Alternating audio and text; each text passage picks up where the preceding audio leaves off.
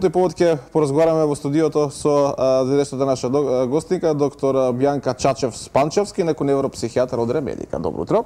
Добро утро. Јас се обидов колку толку да давам една најава за она што денеска ќе го дискутираме околу паничните напади, што е тоа и зошто се добива кај луѓето. Значи, паничните напади се една состојба која што ние во нашите лекарски ординации многу често ја среќаваме. Дури мислам дека се вака процентуално најзастапени. Така. Тоа е состојба или пореметување кога личноста доживува чувство на интензивен, непредвидлив страв и се однесува во склад со тоа чувство на тој непријатен страв.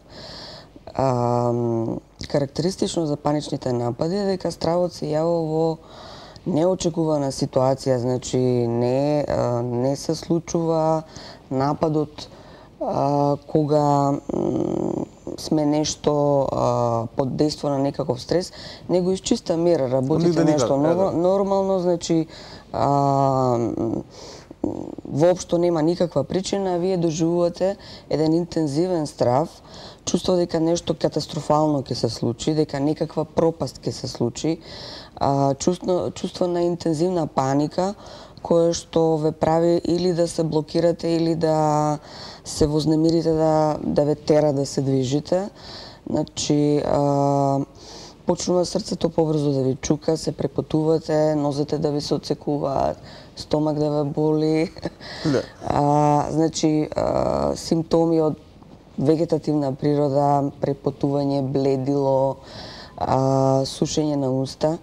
И ова може да трае од 10 на 15 минути до кај половина час, некогаш и час. Велиме дека имаме панични напади кога ваква ситуација се случува најмалку 2 пати во месецот. Меѓутоа имаме состојби кога овие се случуваат и многу почесто, речиси секојдневно. Кога е таква ситуацијата, секако треба болниот да си побара помош, затоа што тоа е една неодржлива ситуација. Баш така. Паничниот напад може да има повеќе причини. Што да се направите, да кажеме, во тој момент кога си има паничен напад? Дали да се мисли нешто позитивно, дали самите со себе да си поразговараме или што? Значи, у принцип, можеме на 3 начина може да се јави паничен напад без никаква причина, паничен напад во состојба во која што или во ситуација во која што претходно веќе сме доживеале некаков напад и самата таа ситуација не внесува во паника, така. И паничен напад веќе дефиниран од некаква состојба. Тука веќе спаѓаат овие фобии, страф од летање, страф од затворен, отворен простор и така натаму, ги има многу околу 20-тина. Во почеток самиот, ако не ги доживеал претходно, значи ако нема претходно искуство, најчесто болните трчаат на доктор.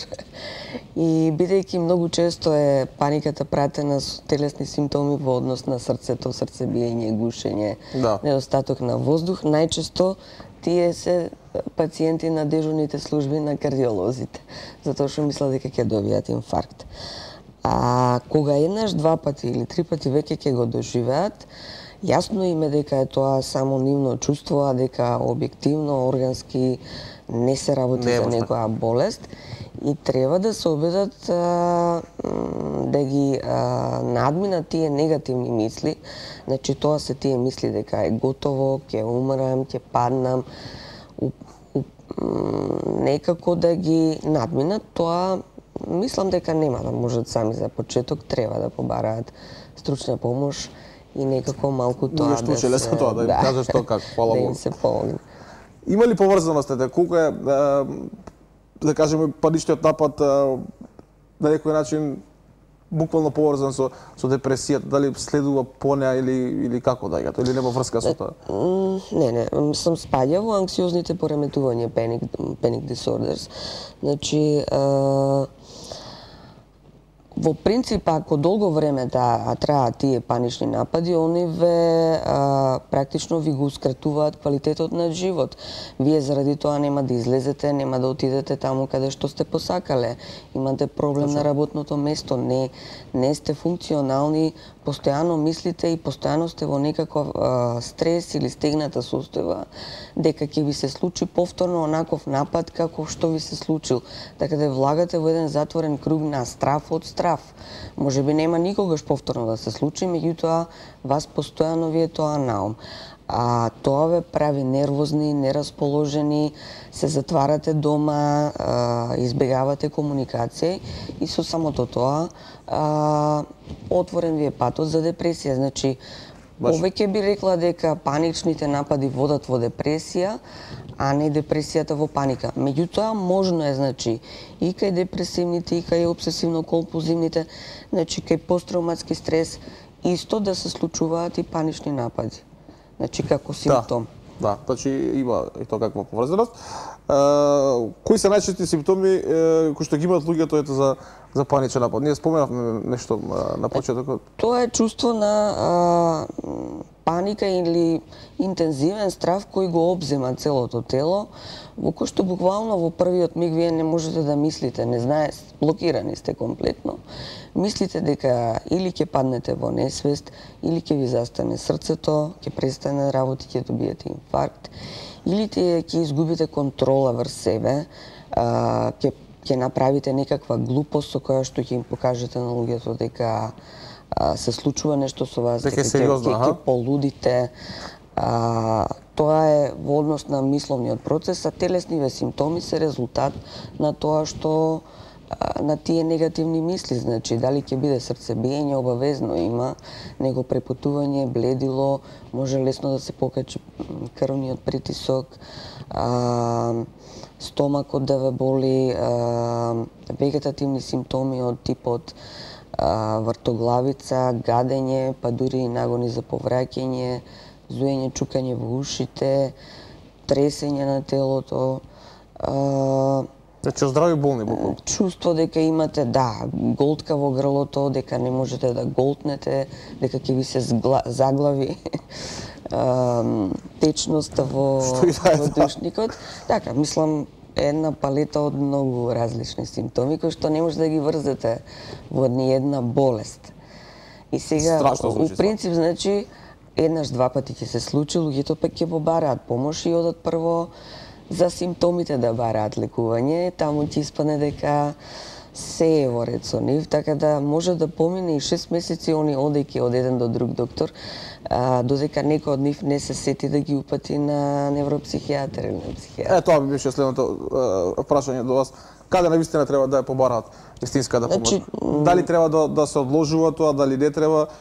Кои се последиците ако сето тоа се одложува, ако се чисто ќе се направи, не знам, ќе поразговара со некој друг, можеби кој што сето тоа го има, па тој ќе му каже некој совет, па ќе му каже, не знам, прочитав на интернет, обично вака ќе правиш така натаму. Кои се плюс компликациите кои што можат понатаму да настанат ако сето тоа го одложува? Значи секако треба да се обратат на вистинското место кај психијатар или невропсихијатар, свеедно. И самиот тој ќе предложи некакво испитување ако смета дека не е чисто паника, дека можеби сепак некаква органска работа се крие за тоа. Значи во договор со него може да се направи, не да лутаат наоколу. Со тоа што ќе се направи стратегија, значи докторот ќе одреди дали е потребна медикаментозна терапија. Во почеток најчесто треба да се дадат лекови за да едноставно се смири пациентот да може да се справи понатака со тие. Мора да се лекува, лекувањето трае подолго време, значи не може да очекувате дека за 2-3 дена или само со еден разговор ќе ја завршиме работата. Тоа трае најмалку 6 месеци, а може и подолго. Сега, имате ситуации, луѓе кај кои еднаш до 2 пати се случува во годината и да кажеме тоа не е нешто страшно, може да се истрпи, меѓутоа кај овие кај што секојдневно или еднаш во неделата им се случува, они се буквално онеспособени нормално да функционираат.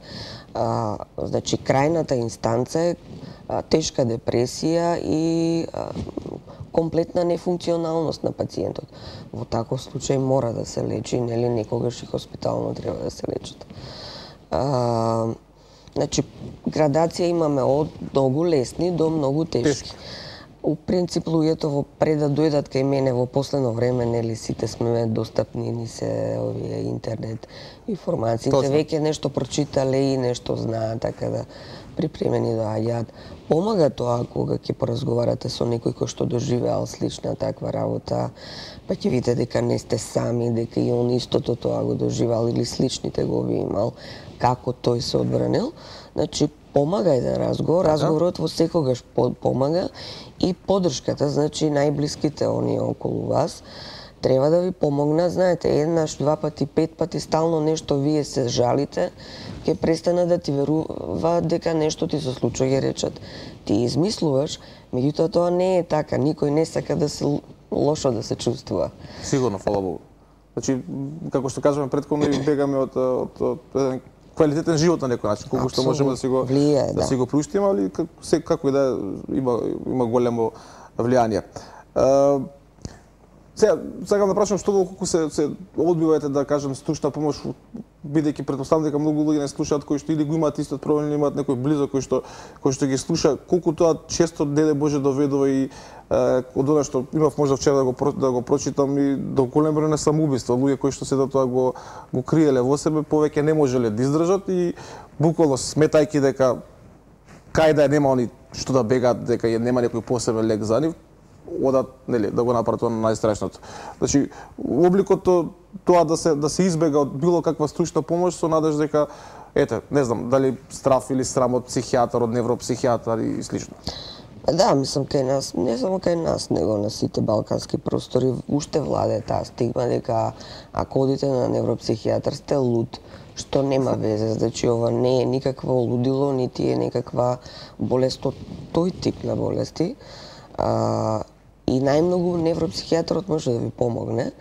Ако не се обратите за помош, состојбата се продламбочува, буквално многу се почести, потешки напади, буквално не излагате од некоја таква состојба на постојан притисок, која што ќе резултира со депресија, а депресијата веќе со тие негативни мисли, дека нема лек, дека нема спас. Влијае на семејството ако си фамилиарен човек, нели? Влијае, знаете, депресијата е веќе малку друга ситуација, тоа е друга тема. Во суштина на депресијата е едно само обвинување, дека јас не чинам за никого, со мене нешто не е во ред, јас не сум добар и боле да си ги скратам маките него да ги мачам овие околу мене. Тоа е малку друга состојба. Ова е нешто полесно, да кажеме, ако би ги градуирала. Потребно да побараат помош, ќе им се даде терапија која што, да кажеме, за 80% ќе им ги намали во почеток јачината, нападите и ќе ги проречи нападите, што ќе им даде можност и време организмот малку да здивне, а и они сами со мислите малку да почнат некако да се борат со тие своји напади на паника, затоа што стравот, ние не можеме да избегаме од стравот, стравот треба да се победи на извесен начин. Или да се прифати дека е тоа тука дел од нас, затоа што тоа е во суштина наш страв. Не е тоа наметнат страв од нешто од надворешната средина, него ние сами го продуцираме. Тука, значи, може да помогне и психотерапија, има разни врсти на методите на релаксација, на дишење, на тело, когнитив бихевиор, значи да се научиме да го промениме мислењето, да го промениме однесувањето. И тоа е еден процес, значи тоа не може преку ноќ, него треба време. Затоа зборувам 6 месеци. Да, тоа отприлика кажаме дека во поголемите случаите, нели, времето кое што е потребно за да се реши сето тоа. Се споменуваат и антидепресиви. Имаше пред некој време дека нели во вестите кај нас во Македонија информација дека сме на некој начин рекордери во пиење, не знам, на антидепресиви и така натаму. Колку се потребни и колку време е потребно да се има надзор во конкретен случај од стручно лице? Значи, ако се дадени од стручно лице, тој точно ќе одреди дозата и колку време треба да се пие. На крај крајава тоа се лекови кои што се измислени за вакви проблеми и треба да се употребат ако ни се достапни. Најчесто се оди со комбинација со антидепресив или седатив од типот на бензодиазепини или антипаник, затоа што антидепресивите се малку спори и нив им треба време за да почнат да делуваат. Меѓутоа се лекот на избор, затоа што на долга стаза ќе го решаваат проблемот. Така. И у принцип не ствараат зависност и толеранција. Седативите или бензодиазепините ќе ви помогнат за брзо време, значи вие да се смирите во моментот, меѓутоа не ви го решаваат проблемот затоа што имаат кратко дејство и многу лесно се станува зависен од нив ако се претерува. Значи, ако секојдневно се употребуваат поголеми количини, на организмот после му фали таа реакција на лекот, така да тие кратко, трајно, дозирано и како што ќе се договорите со докторот. Антидепресивот може да оди подолго време и треба, и на тоа треба нормално психотерапија, разговор, да се види што е суштина, што се крие за таа паника, зашто се активирала, од каде сега знаеш. Нели, во принцип се мисли дека тоа се луѓе кои што се малку посрамежливи, позатворени, преодговорни, превнимателни. Значи, многу почесто им се случува на нив да имаат панични напади. Просто морални луѓе кои што не сакаат да грешат, да.